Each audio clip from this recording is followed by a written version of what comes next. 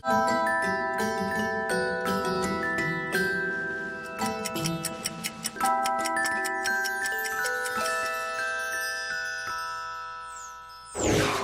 वालेकुम नाज़रीन and welcome to a brand new episode of Kahani Pakistani. मैं हूँ आपकी होस्ट आयशा गिलानी।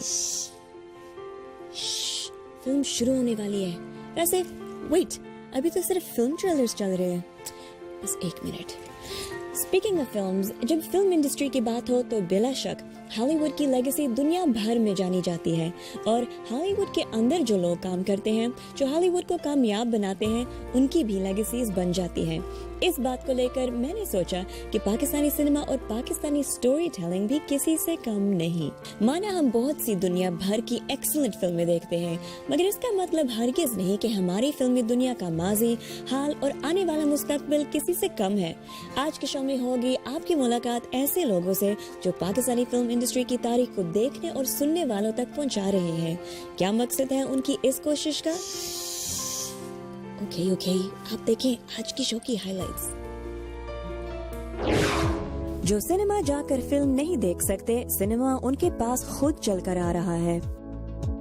1948 से आज तक की मशहूर सिनेमैटिक फिल्मों की हिस्ट्री को प्रिजर्व कर रही है वजीहा रिजवी, पाकिस्तानी फिल्म इंडस्ट्री का एक फैन जिसने इंडस्ट्री की तारीख को महफूज करना अपनी जिंदगी बना लिया है। लगता है एक और फिल्म ट्रेलर रहता है अभी भी। वैसे सिनेमा हॉल में फिल्म देखने का अलग ही मजा होता है, राइट? मगर मल्टीप्लेक्सेस के आने से फिल्मों तक रसाई अब सिर्फ पैसे वालों की बस की बात रह गई है। फिल्म बिनी की इसी शौक को जिंदा रखने और ज्यादा से ज्यादा आवाम तक इसकी रसाई के लिए अब एक नया तरीका निकाला गया है। यानी जो सिनेमा जाकर फिल्म देखने की ताकत नहीं रखते, सिनेमा उनके पास खुद चलकर आ जाएगा। वो कैसे? जानते हैं सऊद जफर से। एंड जस्ट लाइक दैट शुरू हो गई हमारी पहली कहानी। आइए मिलकर देखते हैं।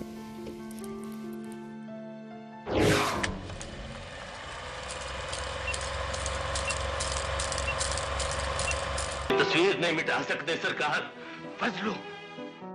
पर्दे पे रहने दो या सिनेमा ऑन व्हील्स निजी सतह पर एक ऐसी काविश है जो पाकिस्तानी फिल्म इंडस्ट्री की तरवीज के लिए शुरू की गई है और इसे न सिर्फ फिल्मी हलकों में बल्कि हर शोबे की तरफ से पजीराई हासिल हो रही है। इसका मकसद पुरानी और नई पाकिस्तानी फिल्मों को ज्यादा से ज्यादा फिल्म बीनों तक पहुंचाना और खास तौर पर ऐसे फिल्म बीनों तक जो बड़े बड़े सिनेमा हॉल्स का टिकट खरीदने से कासिर हैं। प्रॉब्लम ये था कि हर शहर में ना सिनेमा नहीं है। आपके जहां उन्होंने बात की 1500 स्क्रीन हुआ करती थी, वहां पे अब आपके पास 500 भी आप सोच रहे होंगे कि नहीं है। पहले ज़माने में उन्होंने वो अरमान फिल्म की बात की थी मुस्तफ़ा कुरैशी साहब ने, तो वो 75 वीक्स चली थी। अब आपकी एक महीना भी नहीं चलती फिल्म, और वो भी बहुत ही कोई हिट हो तो। लेकिन लोकल आदमी तक वो जो अफोर्ड नहीं कर सकता, जिसने कभी सिनेमा देखा नहीं है, उस तक सिनेमा ले जाना, उसको एंटरटेनमेंट देना, फिल्म के थ्रू उसको अवेयरनेस देना, वो मैंने करना है। इसमें कोई रॉकेट साइंस नहीं है। बस सिर्फ ये कि मैं उठा के मैं उनके घर तक लेके जा रहा हूँ उनको दिखाने के लिए। फिल्म्स एक माशरे का नैरेटिव भी होती हैं, फिल्म्स हमारी हिस्ट्री भी होती हैं, एक एजुकेशनल टूल भी है जिसको हम लोगों तक लेके जा सकते हैं। तो ये बेसिकली एक हमारी छोटी सी कोशिश है कि हम हर पाकिस्तानी को पाकिस्तानी फिल्म दिखा सकें, उसकी आगे ही दे सकें। सिनेप्लेक्सेस, मल्टीप्लेक्सेस की ऑडियंस मासेस नहीं होती। मासेस वो अवाम है। अनफॉर्चुनेटली उस अवाम के पास वो एक्सेस नहीं। तो हम बिल्कुल मुफ्त दिखाएंगे ये फिल्में। हमारा पहला जो एक्सपेरिमेंट था, हम बोट में जनरेटर्स लेके एक आइलैंड जो हमारा है भेटा आइलैंड, वहाँ गए। वहाँ पे हमने पहली फिल्म शोकेस की जिसकी आपने क्लिप देखा। तो हमने उन लोगों को फिल्म दिखाई जिनके पास कभी सिनेमा था ही नहीं। तो हमारी कोशिश ये है और हमारा जो इरादा है कि हम थर के बॉर्डर से लेके चाइना के बॉर्डर तक पूरे पाकिस्तान में इसको कवर करें और पूरे पाकिस्तान में ये फिल्म दिखाएं। तफरीह सबके लिए। इसी मरकजी ख्याल के साथ पर्दे पे रहने दो के जरिए पुरानी और नई पाकिस्तानी फिल्मों की स्क्रीनिंग मुल्क के दूर दराज इलाकों में की जा रही है जहां सिनेमा हॉल्स नापैद हैं। हमारे यहाँ सिनेमा हॉल्स की बड़ी कमी है, खासतौर पे छोटी जगहों पे। तो ये जो सिनेमा हॉल व्हील्स है, ये बहुत से लोगों तक हमारी फिल्मों को पहुंचाएगा। और जो अब माशाल्लाह हमारी फिल्में बन रही हैं, अच्छी बन रही है, और मुझे उम्मीद है कि और अच्छी बनेगी, क्योंकि पढ़े लिखे बच्चे अब फिल्म बनाने की तरफ राग़िब हुए हैं और इंशाल्लाह ये कोशिश बहुत कामयाब रहेगी। सिनेमा तो देखिए, दुनिया में लाख एंटरटेनमेंट के लिए दूसरे ज़राए हों, बेशक टीवी के चैनल्स हों, लेकिन सिनेमा की एक अपनी ही अफादियत है, उसकी अपनी ही एक अहमियत है, जो कि लोगों को तफरीह के साथ साथ एजुकेट भी करता है, फिल्म करती है। तो जो ये पर्दे पे रहने दो की जो मुहिम शुरू की है, जिसमें पाकिस्तान की पहली फिल्म तेरी याद से लेकर आज तक ये इनकी जो मुहिम है कि ये तमाम पाकिस्तान के छोटे बड़े शहरों और देहातों में दिखाएंगे, ये बड़ी अच्छी बहुत वंडरफुल आइडिया। और आज की जनरेशन जिनको नहीं पता कि यहाँ कैसे कैसे आर्टिस्ट थे, कैसी कैसी फिल्में, शाहकार फिल्में बनी, और उनको आगाही होगी कि पाकिस्तान आर्ट एंड कल्चर से कोई खाली नहीं था और आज भी खाली नहीं है। बहुत रिच कल्चर है पाकिस्तान का। सिनेमा ऑन व्हील्स का तजुर्बा दुनिया के दीगर ममालिक में पहले किया जा चुका है और अब इसे पाकिस्तान की मकामी फिल्म इंडस्ट्री की तरवीज के लिए इस्तेमाल किया जा रहा है। ये जो अब कर रहे हैं ये बड़ा अच्छा टाइम है। ये अच्छा टाइम इसलिए कि फिल्म का रेनेसांस हो रहा है। मैं रिवाइवल नहीं कहूँगा, बिकॉज रिवाइवल ऑफ फिल्म जो है 10-12 फिल्में साल की बनाने से नहीं होती, आपको 52 फिल्में साल की चाहिए।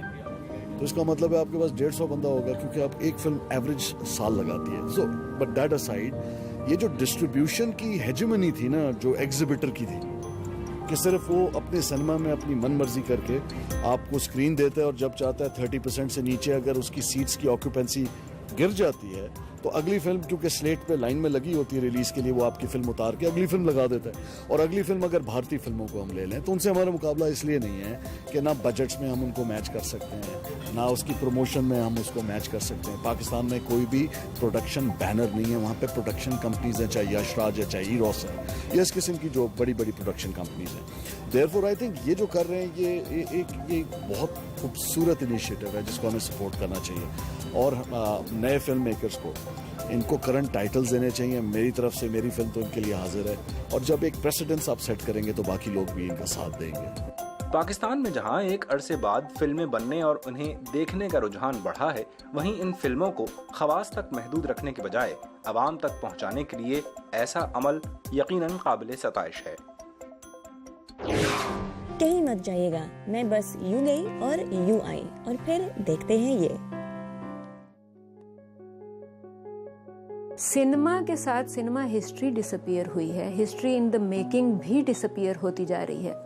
और मैं ये समझती हूँ कि ये बड़ा इम्पॉर्टेंट है कि ये जो कलेक्टर्स ने आर्काइव्स इकट्ठा किए हैं, इनको सपोर्ट किया जाए, मुमकिन हो तो इनको एक जगह इकट्ठा कर दिया जाए, ताकि दुनिया भर से और पाकिस्तान के अंदर से इनके ऊपर रिसर्च हो। वापस मिलते हैं एक ब्रेक के बाद।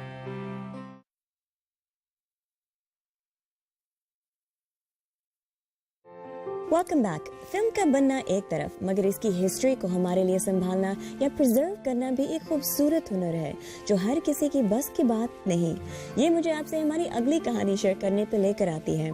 मिलते हैं एक ऐसी खातून से जो फुलब्राइट स्कॉलर थी, आज तक 8000 से ज्यादा फिल्मों को आर्काइव कर चुकी है, और पाकिस्तान में और पाकिस्तान से बाहर इन्होंने फिल्मों पे अनगिनत रिसर्च पेपर्स लिख चुके हैं। 1948 से आज तक की मशहूर सिनेमैटिक फिल्मों को आम लोगों तक वो जिया रिजवी किस तरह ला रही है, आइए देखते हैं इस कहानी में। रूरल पंजाब में मेरे फादर की पोस्टिंग थी, वहाँ पे एक स्कूल में मेरा एडमिशन हुआ। वहाँ से अगले 10 साल पढ़ने के बाद मैं शहर आ गई, और शहर में पढ़ते पढ़ते चूँकि फ़ाइन आर्ट्स, डिज़ाइन, ड्राइंग का शौक़ था, नेशनल कॉलेज ऑफ आर्ट्स पहुँच गई। I was one of the top students और थ्रू आउट स्कॉलरशिप पे पढ़ती रही। उसी स्कॉलरशिप में जब मैंने NCA से किया bachelors in advertising and graphic design, तो मैंने मीडिया इंडस्ट्री में जॉब शुरू कर दी। डिज़ाइन पोस्टर से कमर्शियल की तरफ डाइवर्जन हुई और टीवी कमर्शियल से टेलीविज़न प्रोडक्शन से फिल्म मेकिंग। इसी फोकस में मेरी चूँकि फिल्म एंड टेलीविज़न में इंटरेस्ट थी, तो नेशनल कॉलेज ऑफ आर्ट्स में film and television department setup किया। पंजाब में जो और स्कूल्स एंड कॉलेजेस हैं जहाँ पे फिल्म एंड टेलीविज़न और मीडिया पढ़ाया जाता है, वहाँ पे मैं किसी ना किसी तरह करिकुलम डेवलपमेंट और मीडिया स्टडीज़ का पार्ट रही। इस दौरान में यूनाइटेड स्टेट्स एजुकेशन फाउंडेशन इन पाकिस्तान ने स्कॉलरशिप्स अनाउंस किए, तो मैंने फॉरेन ग्रेजुएट स्टडीज़ के लिए अप्लाई कर दिया। मेरी सिलेक्शन हुई फॉर ओक्लाहोमा स्टेट यूनिवर्सिटी। वहाँ पे मैं गई और वहाँ पे मैंने फिल्म स्टडीज़ में, स्क्रीन स्टडीज़ प्रोग्राम में, फिल्म एंड टेलीविज़न में पढ़ा। वो एक्सपीरियंस बहुत आउटस्टैंडिंग एक्सपीरियंस था, स्टार्टिंग फ्रॉम स्क्रैच। आपकी एफिशिएंसी ट्रिमेंडसली एनहांस कर दी जाती है। मेरा ये ख्याल है कि वो अपने ग्रेजुएट स्टूडेंट से इतना काम करवाते हैं जितना उनको खुद भी नहीं पता होता कि वो कर सकते हैं। ये चीज़ कहीं और नहीं है। सबसे ज़्यादा चैलेंजिंग बात जो थी वो है 2 बच्चों के साथ ट्रैवल करना। सुबह उठना, बच्चों को स्कूल छोड़ना, भागे भागे वापस आना, तैयार होना, यूनिवर्सिटी के काम करना। और ये सारा काम सिर्फ इसी वजह से पॉसिबल हुआ कि प्रोफेसर्स बेइंतहा कोऑपरेटिव थे। मुझे इतना सपोर्ट किया कि मैं अपनी एजुकेशन और अपनी फैमिली लाइफ को बैलेंस कर सकी। अमेरिका में हम यूरोपियन और अमेरिकन और रशियन फिल्म्स के बारे में पढ़ते रहे। एक दिन क्लासरूम में मेरी टीचर ने मुझसे ये पूछा कि क्या पाकिस्तान में ख़वातीन फिल्म्स बनाती? शमीम आरा 60s में डायरेक्टर ऑफ द डेकेड, जो मेरे पास रिकॉर्ड था, वो हुआ और मैंने उनसे जिक्र किया and she was totally surprised. उन्होंने कहा कि हॉलीवुड में कोई औरत कमर्शियल फिल्म डायरेक्टर नहीं है। मेरी टीचर ने मुझसे ये कहा कि मैं उन्हें कोई पाकिस्तानी फिल्म ला दूँ जिसको वो अमेरिकन क्लासरूम में पढ़ा देंगी विमेन फिल्म मेकर्स के तौर पे। उसमें एक प्रॉब्लम ये आ गई कि हमारे पास विमेन फिल्म्स में या तो डबिंग हो या सबटाइटल्स हो, तो मैं अपनी टीचर को भेज दूं और वो अगले सेमेस्टर में पाकिस्तानी फिल्म करिकुलम में शामिल कर लें। ये नहीं हो सका क्योंकि सबटाइटल्स नहीं थे।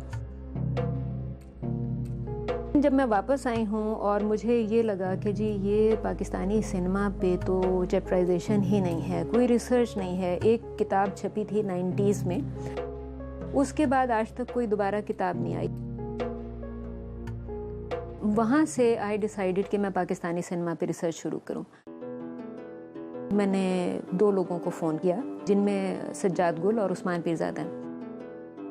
उस्मान ने मुझे एक नाम दे दिया, एस इकबाल का, एंड ही सेड कि आप उनसे जाके मिलें, हमेशा से पोस्टर्स बनाते रहे हैं, शायद उनसे कुछ मिल जाए। तो that's how I ended up in royal park.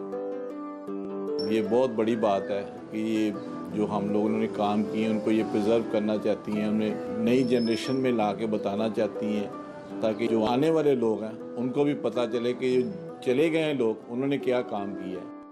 वहाँ पे कुछ और फिल्म्स के ऑफिसेस थे, तो मैंने कहा कि एक साहब से मिली, 1-2 लोगों से और मिलती जाऊँ। मैं कामरान फिल्म्स के ऑफिस में चली गई और आई थिंक जो उस दिन 2-3 चीज़ें हुई वो हमेशा मुझे याद रहेंगी। जो मालिक थे उन्होंने रिसेप्शनिस्ट से कहा, दीवार तू 2 तस्वीरें उतार के मैडम को दे दे। वो तस्वीरें इंडियन फिल्म रेस की थी जो नई रिलीज़ हुई थी। मैंने कहा सर मैं पाकिस्तानी सिनेमा के आर्काइव्स कलेक्ट कर रही हूँ, मुझे इंडियन सिनेमा के आर्काइव्स नहीं कलेक्ट करने। मैं तकरीबन यहाँ रॉयल पार्क में 40 साल से काम कर रहा हूँ और फिल्म इंडस्ट्री के साथ हूँ और मेरे पास ना तो किसी ने कभी कोई पोस्टर मांगा है, ना कभी किसी मुतल्लक बात की। वंस दे अंडरस्टूड कि मुझे क्या चाहिए, आई थिंक कि उनका अपना भी पॉजिटिव एटीट्यूड था कि जी कोई एकेडमिक बैकग्राउंड से पाकिस्तानी सिनेमा के लिए कुछ करना चाहता है। और मैंने इनके लिए फिर कोशिश की। पूरी रायल पार्क के ऑफिस में जाता हूँ, लोगों के पास गया हूँ, लोगों से जाके मैंने ली हैं सारी चीज़ें। तकरीबन पहली फिल्म से लेके जितनी भी फिल्में पोस्टर वगैरह मेरे पास इकट्ठे हुए मैंने इनको दिए। तकरीबन 6 साल हो गए हैं और ना ये पीछे हटे हैं 6 साल से और ना मैं पीछे हटा हूँ। फिर रॉयल पार्क के लोगों के थ्रू मुझे ऑल ओवर पाकिस्तान डिफरेंट लोगों के नाम मिलते रहे कि कौन किस जगह पे कितने आर्काइव्स कलेक्ट कर रहा है। मुल्तान में मोहम्मद अली साहब का नाम दिया, लाहौर में परवेज़ राही, कराची में वकार बेग और गुड्डू फिल्म आर्काइव्स। जो ओल्ड मैगजीन है, जो पुराने अखबारात हैं, जो इश्तिहारात हैं, जब फिल्म सिनेमा पे आती थी उसके बाद फ़ौरन एक इसकी स्टोरी बुक निकल आती थी 8 आने 4 आने की, वो तक मैंने इनको ऑफ़र की। और मेरी कोशिश यही होती है कि मैं सारी ये चीज़ें जमा करूं और मैंने सब इनके लिए किया और जो भी इनको ज़रूरत है वो इन्होंने लिया। सिनेमा के साथ सिनेमा हिस्ट्री डिसअपीयर हुई है, हिस्ट्री इन द मेकिंग भी डिसअपीयर होती जा रही है। और मैं ये समझती हूँ कि ये बड़ा इम्पॉर्टेंट है कि ये जो कलेक्टर्स ने आर्काइव्स इकट्ठा किए हैं इनको सपोर्ट किया जाए, मुमकिन हो तो इनको एक जगह इकट्ठा कर दिया जाए ताकि दुनिया भर से और पाकिस्तान के अंदर से इनके ऊपर रिसर्च हो। पाकिस्तानी सिनेमा पे रिसर्च कोई हंसने की बात नहीं है कि आप कहें कि ओह पाकिस्तानी सिनेमा पे रिसर्च कर रहे हो और हंसना शुरू कर दें। Lots of people do that. पढ़ा लिखा आदमी कलम की ताकत को बहुत प्रमोट करते हैं। सिनेमा एक लैंग्वेज और ग्रामर के तौर पे उससे कहीं ज्यादा पावरफुल है। हमारा बच्चा लिखने से पहले देखना सीख जाता है और जब वो देखना शुरू करता है तो हम उसको कुछ और दिखा रहे हैं। हमारी जो उल्टी सीधी कहानियां बाहर जारी होती हैं कि जी हम चाइल्ड लेबर करते हैं, हम औरत को जला देते हैं।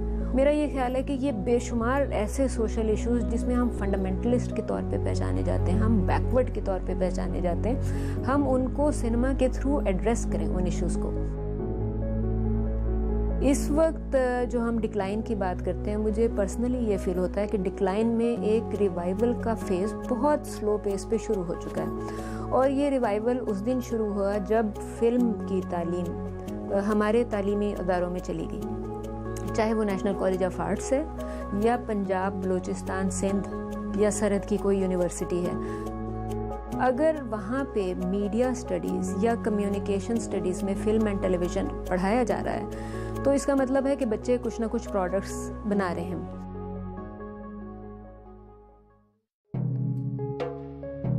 अगर मैं अमेरिका ना गई होती तो मेरा ये ख्याल है कि चाहे मैं जिस इंस्टीट्यूशन में भी होती, प्राइवेट सेक्टर में या एकेडमिक इंस्टीट्यूशन में, दोनों सूरतों में शायद मेरे ज़िम्मे मेन काम एडमिनिस्ट्रेटिव या मैनेजमेंट रिलेटेड ही होता।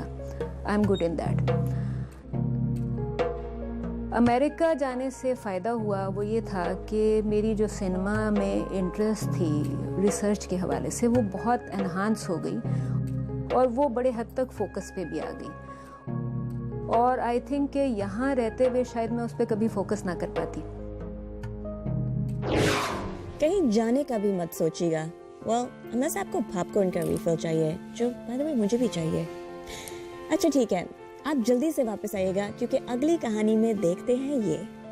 हर इंसान, चाहे वो आर्टिस्ट हो चाहे वो किसी शोबे से का, उसकी फीलिंग, उसके एहसास अलग अलग होते हैं। कोई गुजरे वक्त को देख के बहुत पशेमान होता है, कोई खुश होता है, कोई उसके गुजर जाने का अफसोस करता है। ये हम तुम हर इंसान में ही होती।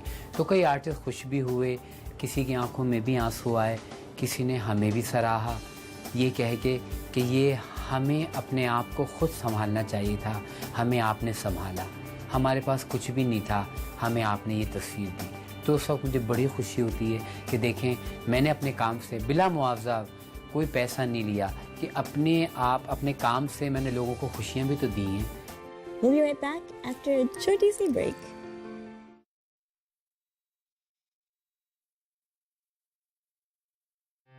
Welcome back. अब मिले गुड्डू से, जो पाकिस्तानी फिल्म इंडस्ट्री का इतना बड़ा फैन है कि उसने इसकी तारीख को महफूज करने को अपनी जिंदगी बना लिया है। अगर मेरी बात आपको सिर्फ एक मुहावरा लग रही है तो खुद देख लें कराची से साउद जफर की इस कहानी में।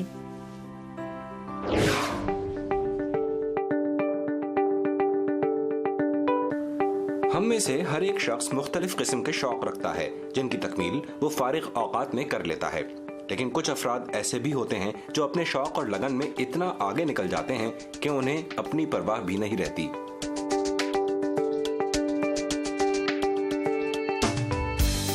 गुड्डू ने पाकिस्तानी फिल्म इंडस्ट्री को जिस तरह संभाल के रखा है, इसकी मिसाल ढूंढे से भी नहीं मिलती। गुड्डू के पास पहली पाकिस्तानी फिल्म तेरी याद से लेकर अब तक रिलीज होने वाली तमाम फिल्मों की वसी कलेक्शन मौजूद है।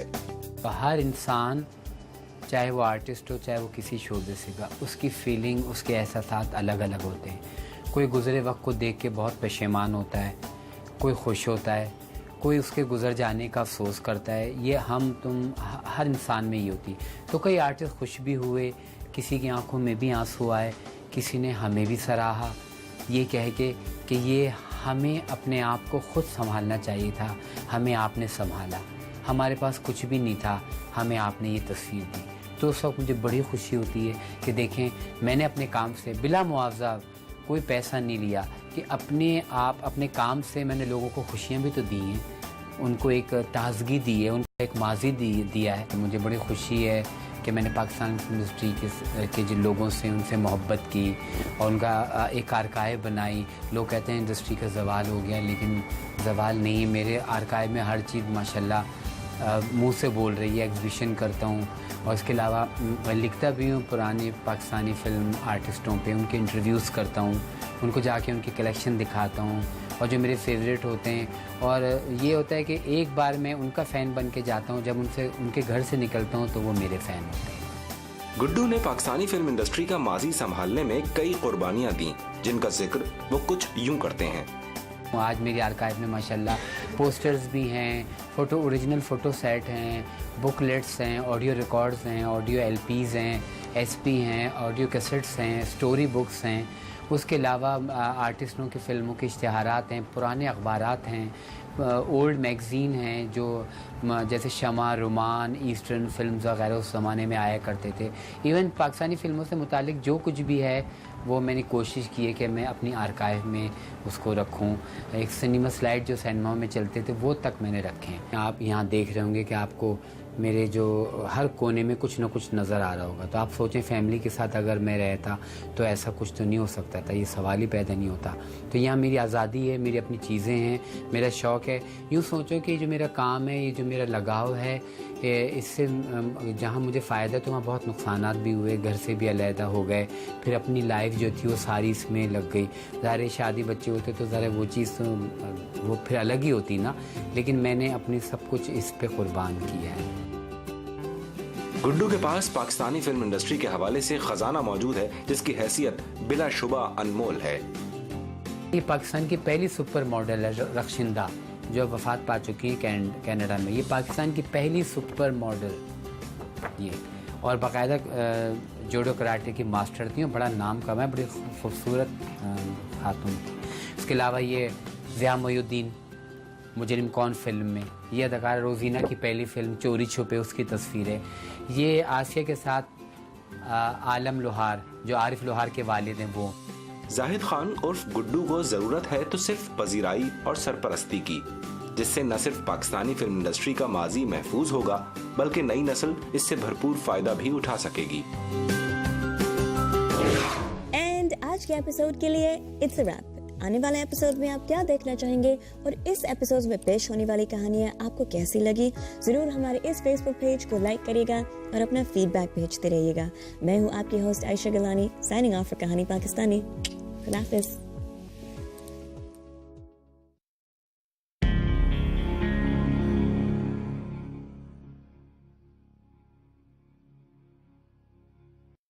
There's a love for the country and a pride in the brand in America's heartland, living close to the land.